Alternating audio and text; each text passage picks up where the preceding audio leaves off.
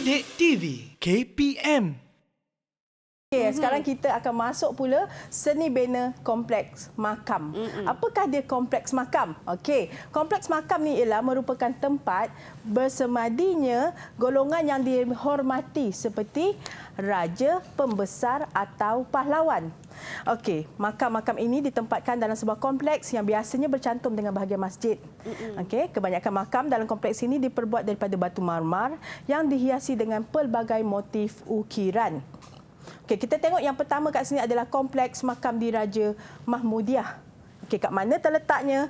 Terletak di negeri Johor. Okey, bangunan utamanya mempunyai seni bina seperti sebuah masjid. Okey. Di pekarangan makam diraja pula terdapat kawasan lingkaran tembok putih yang dipanggil Kota Lama. Okey. Kawasan ini menempatkan makam kerabat diraja, Johor dan pembesar-pembesar negeri yang lain. Okey, seterusnya, kompleks makam diraja Langgar. Kat manakah sini? Di negeri Kedah.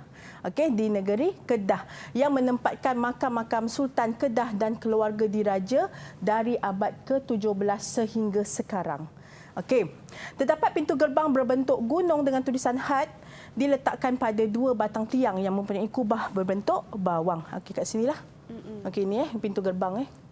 Okey, ukuran juga terdapat pada makam dan batu nisan.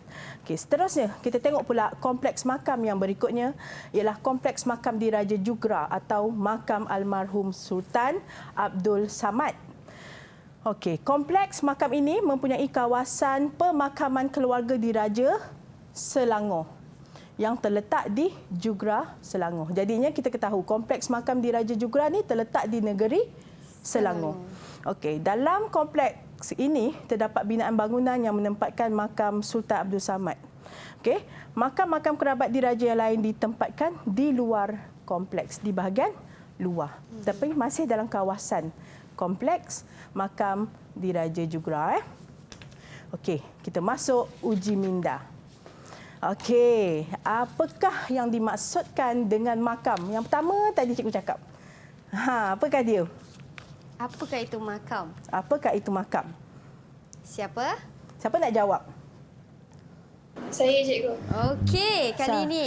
Okey. Melissa, cepat. Dia cikgu. Apakah dia? Jawapan dia? Tempat bersemadi golongan yang dihormati. Ya, betul. Apakah yang dimaksudkan dengan makam?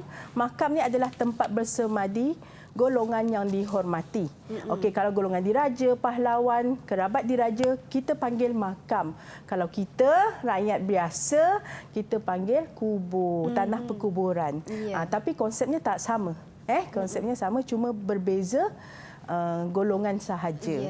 Okey, kita tengok pula. Betul. Okey. Seterusnya kita tengok pula uji minda yang ke-16. Okey, apakah nama binaan seperti gambar di sebelah? Siapa nak jawab? Okey, di mana terletaknya cikgu Kat mana? Kompleks makam diraja juga atau makam almarhum Sultan Abdul Samad. Okey. Betul ke salah? Ya, betul. Kompleks makam Diraja Jugra.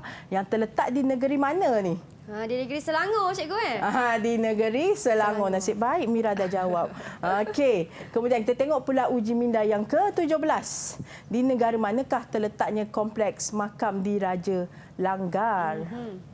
Siapa nak jawab ni? Boleh cuba? Siapa nak cuba? Saya nak cuba, cikgu. Boleh, silakan Okey. Nakib. Kita bagi Nakib. Okey, apakah dia? Jawapannya Kedah, cikgu. Kedah. Betul ke salah?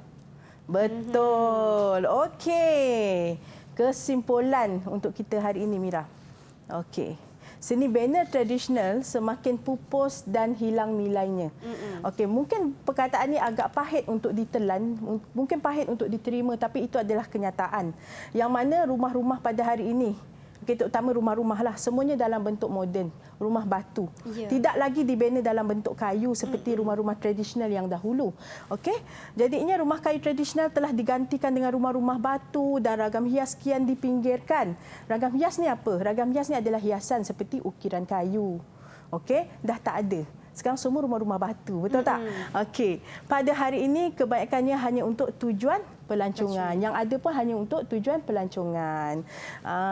Jadinya oleh yang demikian kita perlu menghargai dan memelihara keunikan seni bina kaum di negara ini supaya dapat terus diwarisi oleh generasi akan datang. Mungkin kita nanti kan Mira nak buat rumah ke, Mira kata saya nak buat rumah tradisional menggunakan kayu. Mana kita tahu bila kita belajar tajuk ni kita akan berasa satu kesedaran bahawa betapa pentingnya untuk kita pelihara rumah-rumah tradisional ini daripada hilang ditelan zaman. Okey, sedikit tips yang cikgu nak bagi untuk soalan SPM. Okey, tadi kita dah belajar banyak dalam tajuk seni bina. Seni bina ni tadi mengandungi 4 rumah tradisional. Okey, lagi apa lagi Mira? Rumah ibadat. Rumah ibadat. Okey. Istana dan kompleks makam. Ada 4. Okey, itu saja je cikgu tanya Mira. Ya, saya tahu, saja cikgu. je. Okey, jadinya seni bina yang kita dah pelajari ni, apa yang kita kena tahu murid-murid di rumah, apa yang kita kena tahu untuk tajuk ni, awak kena tahu setiap identiti bangunan tersebut. Okey, setiap bangunan mempunyai identiti tersendiri. Betul. Yang mana kita kena tahu setiap negeri mempunyai bentuk bangunan tersendiri yang melambangkan agama, yang melambangkan bangsa, yang melambangkan kehidupan ketika itu, alat bahan yang ada pada ketika itu, bentuk muka bumi dan sebagainya. Jadinya kita kena ingat apakah identiti. Kalau kita sebut contoh rumah Minangkabau. Apa ciri-ciri rumah Minangkabau? Oh, rumah Minangkabau bumbung dia macam tanduk. Kerbau kan? Macam Seperti tanduk kerbau. Ya. Okey, apakah dia?